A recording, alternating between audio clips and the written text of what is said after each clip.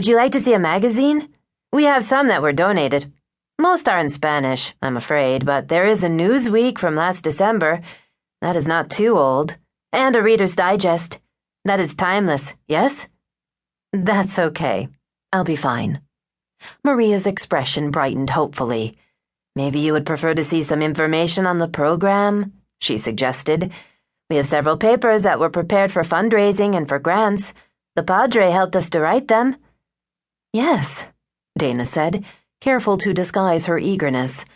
I'd love to see whatever you have about Yo Amigo. You don't by any chance have a file of articles that have been done about the program, do you? Maria nodded. Oh yes, we saved them all. She wrinkled her nose. Even the bad ones. So not all of the media coverage had been positive, Dana thought. Who were the critics, she wondered. Would they provide some clue about the murder? Or was she grasping at straws to think that opponents of the program might kill as part of some Machiavellian plot to force its closing? Never before had she been involved in a case in which the victim had been so universally loved. Except for those who disagreed with Ken's philosophy regarding the gangs, there simply were no obvious starting points, at least when it came to identifying people with a motive to do Ken harm. And yet she couldn't accept the possibility that his killing had been random, even in an area known for its drive-by shootings. Why? Was it simply her own need to put a more meaningful label on the crime? A need to fix blame? With the quick expertise of a very organized person, Maria put her hands on several thick files and handed them to Dana. This will keep you busy for a while. Yes. Would you like coffee? One of the boys just brought in some café cubano. It is very strong, but very good. That sounds wonderful. She took a tiny cup of the dark, sweet coffee with her into Rick's office and settled into the chair behind his desk, the file folders spread out in front of her. Glancing around, she cursed the lack of a copy machine. She'd never be able to read everything in the time she had. Perhaps, though, there would be duplicates of some of the information on the program.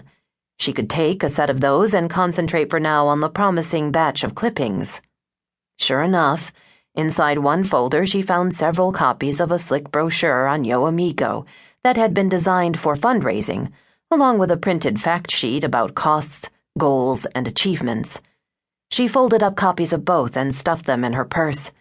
The grant proposals in another were too bulky to deal with, for the moment, but she made a note of foundations and government offices that had been sent applications for funding. Then she turned her attention to the articles. One by one, she lifted them from the folder.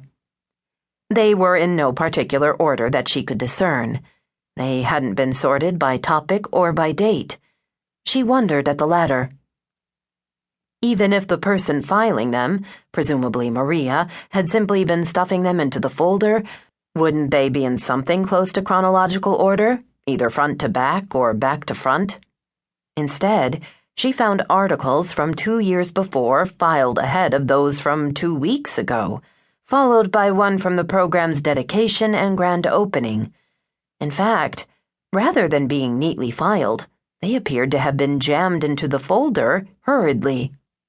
Had someone else searched this particular file and perhaps removed something incriminating?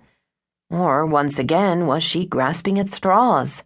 Maybe the person filing simply had no particular system. If Maria had recruited assistance from one of the kids Dana had met, it was entirely possible that the filing had been done haphazardly. For the moment, perhaps she ought to create a log of the articles by source, date, headline, and topic.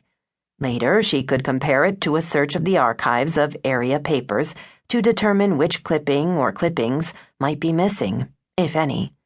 It might lead her to a clue. It was a slim hope, but it was all she had.